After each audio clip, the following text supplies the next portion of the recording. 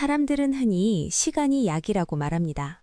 하지만 어떤 기억은 시간이 흐를수록 더 날카롭게 날이 서고 심장을 헤집어 놓는 흉기가 되기도 합니다. 저에게는 1998년에 그 추운 겨울이 그랬습니다. IMF라는 거대한 파도가 온 나라를 집어삼키고 수많은 가정이 모래성처럼 무너져 내리던 그 해, 8살 소년이었던 저와 6살 배기 동생 이현이는 차가운 길바닥에 남겨졌습니다. 부모님의 얼굴조차 희미해질 무렵 우리 형제에게 구원의 손길을 내민 곳이 바로 소망의 집이었습니다. 처음 그곳의 붉은 벽돌 담장을 마주했을 때 저는 그곳이 우리를 지켜줄 요새라고 믿었습니다. 하얀 수건을 머리에 쓰고 아이들을 향해 인자하게 웃어주던 박마리아 원장. 그녀는 갈 곳 없는 우리에게 따뜻한 쌀밥을 내주었고 신의 사랑을 속삭였습니다. 하지만 그 따뜻한 밥 공기 뒤에 숨겨진 추악한 거래를 깨닫기까지는 그리 오랜 시간이 걸리지 않았습니다. 소망의 집은 천국을 가장한 정육적이었습니다. 세상의 시선이 닿지 않는 깊숙한 지하실. 그곳에서는 밤마다 기괴한 일들이 벌어졌습니다. 아이들은 한 명씩 원장실로 불려갔고 돌아온 아이들은 눈동자에 생기를 잃거나 어딘가 몸이 불편해진 채 돌아왔습니다. 박마리아는 아이들을 신의 자녀라 불렀지만 그녀의 비밀 장부 속에서 우리는 그저 A급, B급으로 분류된 상품에 불과했습니다. 누구는 해외 입양을 빙자한 인신매매로, 누구는 고액 자산가들의 병든 자식들을 위한 살아있는 부품으로 팔려나갔습니다. 어느 비바람이 몰아치던 밤이었습니다. 잠결에 들린 웅성거림에 눈을 떴을 때 저는 동생 이현이가 최 실장의 커다란 손에 이끌려 나가는 것을 보았습니다. 본능적인 공포가 등줄기를 타고 흘렀습니다. 저는 맨발로 달려나가 최 실장의 바짓가랑이를 붙잡았습니다. 제발 우리 동생은 데려가지 말라고, 차라리 저를 데려가라고 울부짖었습니다. 하지만 돌아온 것은 차가운 군홧발에 매질 뿐이었습니다. 형! 멀어지는 트럭 적재함 사이로 내밀어진 이현이의 작은 손. 그 손을 잡으려 필사적으로 뻗었던 제 손끝은 허공만을 맴돌았습니다. 비 섞인 흙탕물에 얼굴을 처박은 채 저는 멀어져가는 트럭의 뒷모습을 보며 맹세했습니다. 내 뼈가 가루가 되고 영혼이 불타 없어지는 한이 있더라도 반드시 돌아오겠노라고, 저 악마들의 심장에 똑같은 고통의 칼날을 박아 넣겠노라고 말입니다. 그날 이후 소망의 집을 탈출한 저는 이름도 과거도 버린 채 짐승처럼 살았습니다. 낮에는 쓰레기장을 뒤지고 밤에는 헌책방에 빛바랜 법전을 파고들었습니다. 오직 복수라는 단 하나의 연료로 타오르는 제 삶에 자비나 용서 따위가 들어설 자리는 없었습니다. 20년이라는 긴 세월 동안 저는 스스로를 담금질했습니다. 때로는 피비린내 나는 전쟁터에서 목숨을 걸었고 때로는 월가의 차가운 빌딩 숲에서 숫자의 칼날을 휘둘렸습니다. 그리고 지금 저는 다시 그 붉은 담장 앞에 서 있습니다. 20년 전에 그 겁 많던 소녀는 사라졌습니다. 대신 그 자리에는 세련된 수트를 입고 차가운 미소를 지으며 전 세계가 주목하는 자산관리 전문가 에드워드 강이 서 있습니다. 박마리아, 당신이 그토록 사랑하는 그 탐욕스러운 돈의 향기로 당신을 유혹해 당신이 쌓아 올린 그 위선의 성벽을 무너뜨리러 왔습니다. 쉼터의 철문이 열리고 20년 전보다 더 고결해진 모습의 박마리아가 걸어 나옵니다. 그녀의 눈가에 어린 자비는 여전합니다. 하지만 제 눈에는 보입니다. 그녀의 하얀 옷자락 밑에 묻은 아이들의 핏자국이, 그 부드러운 목소리 뒤에 숨겨진 악마의 비웃음이 말입니다. 어서 오세요, 변호사님. 우리 소망의 집에 오신 걸 환영합니다. 그녀가 내미는 손을 잡으며 저는 속으로 조용히 읊조렸습니다. 그래, 환영해줘서 고맙군. 이제부터 내가 보여줄 지옥은 당신이 아이들에게 보여줬던 그 지옥보다 수만 배는 더 뜨거울 테니까. 본격적인 잠입이 시작되었습니다. 박마리아의 성벽 안으로 침투하는 것은 독거미의 거미줄 위를 걷는 것과 같았죠. 조금만 발을 잘못 디뎌도 탐욕이라는 끈적한 실에 감겨 목숨을 잃을 수 있었죠.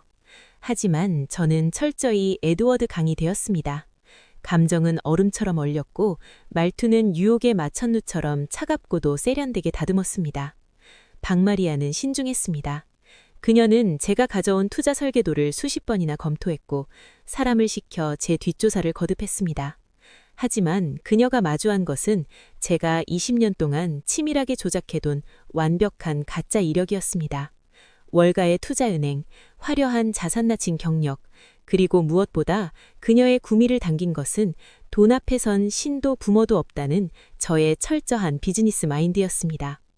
에드워드 변호사, 자네는 나와 닮은 구석이 많아. 세상이 말하는 도덕 따위보다는 확실한 숫자를 믿는 점이 아주 마음에 들어. 박마리아는 비로소 저에게 마음의 문을 열기 시작했습니다. 그녀는 쉼터 내부의 비공개 자금 흐름을 저에게 맡겼고 저는 그 권한을 이용해 소망의 집 심장부로 깊숙이 파고들었습니다. 매일 밤 모두가 잠든 뒤 저는 그녀의 컴퓨터 서버를 복제하고 비밀 금고의 비밀번호를 하나씩 풀어갔습니다. 20년 전 우리를 팔아넘겼던 그 더러운 장부들이 제 손끝에서 디지털 데이터로 변환되어 기록되었습니다. 하지만 승승장구하던 잠입작전에 예상치 못한 균열이 생긴 것은 잠입 버름제 되는 날이었습니다. 박마리아의 충직한 사냥꾼 최 실장이 저를 의심하기 시작한 것이죠. 그는 쉼터 근처 식당에서 제가 아이들에게 몰래 초콜릿을 건네는 사소한 장면을 포착했습니다. 냉철련 자금라칭 전문가가 아이들에게 연민을 보인다는 것, 그것은 최 실장의 눈에 명백한 모순이어 보였습니다. 최 실장은 제 몰래 제 숙소를 뒤졌고 제가 실수로 숨겨두었던 낡은 나침반 하나를 찾아냈습니다. 그것은 20년 전 동생 이현이가 제 주머니에 넣어주었던 유일한 유물이었습니다. 최 실장은 그 나침반을 들고 박마리아의 집무실로 향했습니다. 저는 절체절명의 위기를 직감했습니다. 만약 그가 그 나침반의 정체를 추궁하기 시작하면 제 모든 계획은 수포로 돌아가고 저는 산채로 항구 어딘가에 묻히게 될 판이었습니다. 집무실 안, 박마리아의 차가운 시선이 저를 향했습니다. 책상 위엔 이현이의 나침반이 놓여 있었죠. 최 실장은 비릿한 웃음을 지으며 저를 몰아세웠습니다. 에드워드 변호사, 이 낡아빠진 물건이 자네 가방 깊숙한 곳에 나왔더군. 월가의 귀공자가 왜 이런 쓰레기를 소중히 간직하고 있는 거지? 혹시 자네 우리가 아는 누군가와 관련이 있는 건 아닌가? 공기는 얼음처럼 얼어붙었습니다. 박마리아의 눈동자가 흔들리는 찰나 저는 오히려 호탕하게 웃음을 터뜨렸습니다. 그리고 책상 위에 나침반을 낚아챘듯 집어들어 바닥으로 내팽겼습니다. 와장창, 유리가 깨지는 소리와 함께 나침반이 박살났습니다. 최 실장, 자네는 아직도 사람을 보는 눈이 그렇게 없나? 그건 내 전공이었던 골동품 수집의 흔적일 뿐이야. 내가 아끼는 건 오직 그 안에 든 골드뿐이지. 이런 싸구려 감성에 내가 흔들릴 거라 생각했다면 자네의 지능을 의심해봐야겠군. 저는 분노한 눈빛으로 박마리아를 쳐다보았습니다. 그리고 가방에서 다른 서류 뭉치를 꺼내 던졌습니다.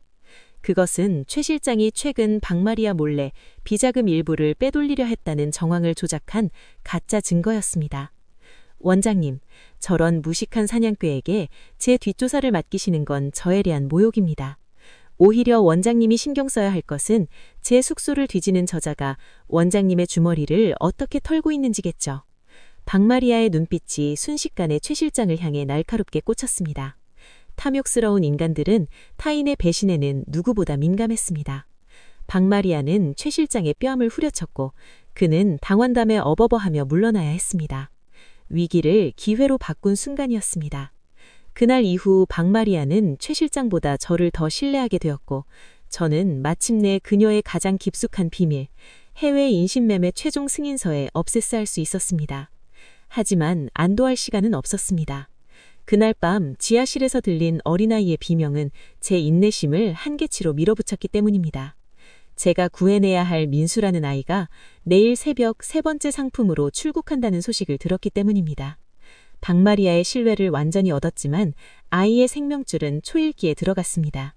저는 떨리는 손으로 비밀 녹음기를 켰습니다. 이제 연극은 끝났습니다. 박마리아가 스스로를 신으로 믿으며 가장 커다란 축제를 준비하는 그 후원의 남. 저는 그녀가 세운 그 가짜 천국을 통째로 불태워버릴 준비를 마련했습니다. 20년의 어둠을 뚫고 나온 진리의 빛이 이제 저 악마들의 눈을 멀게 할 준비를 하고 있었습니다. 최 실장을 잠시 밀어냈지만 그는 상처 입은 짐승처럼 언제든 제 목덜미를 물어뜯을 준비가 되어 있었죠. 원장실을 마우며 마주친 그의 눈동자에는 살기가 서려 있었습니다. 놈은 이제 저를 단순히 의심하는 것이 아니라 생존을 걸고 파멸시키려 할 것이 분명했습니다. 하지만 저에게도 예상치 못한 지원군이 나타났습니다. 쉼터 뒤편 가파른 언덕 밑에 낡은 구멍가게를 지키며 평생 술에 절어 살았던 오노인이었습니다. 사람들은 그를 정신나간 노인네라 부르며 피했지만 저는 그의 흐릿한 눈동자 너머에서 20년 전의 기억을 발견했습니다. 그는 과거 소망의 집에 비극을 묵기내야만 했던 전익 관리인이었습니다. 어느 날 밤 제가 아이들의 출국 예정지를 파악하기 위해 어둠 속을 헤맬 때 오노인이 제 앞을 가로막았습니다. 너 그놈이지? 20년 전 동생 손 놓고 울던 그 핏덩이. 심장이 멎은. 하지만 오노인은 저를 고발하는 대신 떨리는 손으로 소주병 밑바닥에 숨겨진 낡은 열쇠 꾸러미 하나를 내밀었습니다. 그는 평생 죄책감이라는 감옥에 갇혀 살았다며 박마리아가 절대 누구에게도 보여주지 않는 진짜 장부가 숨겨진 별관 지하 밀실의 존재를 알려주었습니다. 그곳은 박마리아가 신봉하는 종교적 제단 뒤에 숨겨진 그야말로 악마의 경전이 보관된 장소였습니다. 결전의 날이 일주일 앞으로 다가온 심야, 저는 오노인이 준 열쇠를 쥐고 별관으로 침투했습니다. 복도 끝에서 들려오는 최 실장의 구두 소리에 심장이 터질 듯 요동쳤지만 저는 어둠의 일부가 되어 밀실 안으로 몸을 던졌습니다. 제단 뒤편의 육중한 벽면을 밀어내자 눅눅한 곰팡이 냄새와 함께 지난 30년간 박마리아가 팔아치운 수천 명의 아이 이름이 적힌 실물 장부들이 모습을 드러냈습니다. 이것이었습니다. 디지털 데이터로는 증명할 수 없는 박마리아의 친필 사인이 선명하게 박힌 인신매매 계약서와 장기기증 서약서들. 저는 떨리는 손으로 소형 카메라를 꺼내 페이지를 한 장 한 장 넘기며 기록하기 시작했습니다. 렌즈 너머로 보이는 이름들, 그 속에는 제 동생 이현이의 이름과 함께 그가 어떤 경로로 프랑스까지 흘러갔는지에 대한 구체적인 정황이 고스란히 적혀 있었습니다. 눈물이 앞을 가려 셔터를 누르는 손이 떨려왔지만 저는 입술을 깨물며 견뎌냈습니다. 그때였습니다. 밖에서 철컥하는 소리와 함께 밀실의 문이 열렸습니다. 손전등 불빛이 암흑을 갈랐고 그 불빛 끝에는 서늘한 미소를 지은 최 실장이 서 있었습니다. 역시 쥐새끼는 구멍을 찾아오게 되어 있군. 에드워드 강희준, 니농 정체는 이미 다 파악했어. 최 실장은 제 정체를 박마리아에게 보고하는 대신 이곳에서 저를 소리 소문 없이 처리하고 장부를 독점해 박마리아를 협박할 계산이었습니다. 그는 품 안에서 날카로운 단도를 꺼내 들고 저에게 달려들었습니다. 좁은 밀실 안에서 처절한 사투가 벌어졌습니다. 놈의 칼날이 제 뺨을 스치고 지났고 저는 바닥에 뒹굴며 놈의 명치를 가격했습니다. 20년의 한이 서린 제 주먹은 최 실장의 갈비뼈를 으스러뜨렸습니다. 이 장부는 니놈들이 쌓아올린 지옥의 입장권이다. 같이 가져야겠어. 저는 최 실장을 제약하고 오노인의 도움을 받아 그를 지하 밀실의 벽면에 묶어두었습니다. 이제 모든 퍼즐은 맞춰졌습니다. 제 손에는 박마리아의 목을 단숨에 베어버릴 서슬퍼런 팔날, 즉 실물 장부의 사본이 쥐어져 있었습니다. 지하실을 빠져나오며 본 새벽 하늘은 피처럼 붉게 물들어 있었습니다. 박마리아는 여전히 아무것도 모른 채 호텔에서 열릴 자신의 위대한 대관식을 준비하고 있을 것입니다. 그녀가 가장 화려한 조명 아래서 세상의 찬사를 한몸에 받는 순간 저는 그녀가 30년 동안 공들여 쌓아온 그 위선의 탑을 단 1초 만에 무너뜨릴 것입니다. 이제 마지막 무대의 막이 오르려고 하고 있습니다. 긴 어둠의 퍼널 끝에서 마침내 복수의 완성을 알리는 총성이 조용히 조준되고 있었습니다. 드디어 결전의 밤이 밝았습니다. 도심 한복판의 컴퓨터 서버를 복제하고 비밀금고의 비밀번호를 하나씩 풀어갔습니다. 그녀의 곁에서 저는 여전히 유능한 조력자 에드워드 강의 미소를 지으며 그녀가 건네는 샴페인 잔을 맞부딪혔습니다. 에드워드 변호사, 오늘이 지나면 우리 재단은 명실상부 대한민국 최고의 복지법인이 될 거야.